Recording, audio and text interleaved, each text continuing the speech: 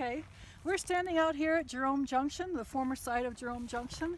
It was the second major civilization spot in early Chino Valley after the original one up at Del Rio Ranch where the governor's party was, and then the first settlers were. The railroad came through in the 1890s, and then the Jerome, over in Jerome, they needed a way to get their ore out, so they created a narrow gauge railroad that came over here and met the standard gauge railroad.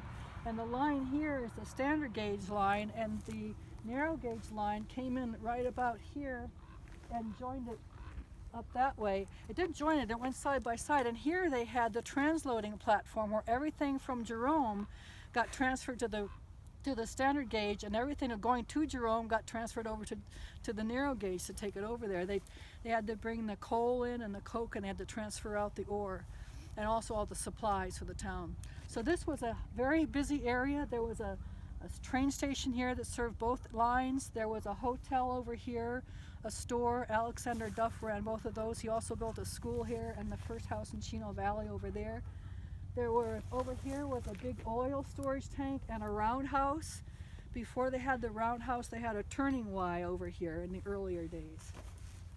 So there were, forget how many families lived out here, but some of our early families, the miner Swiger, whose children still live in town today, Betty Aiken Wells, and I think that's her granddaughter.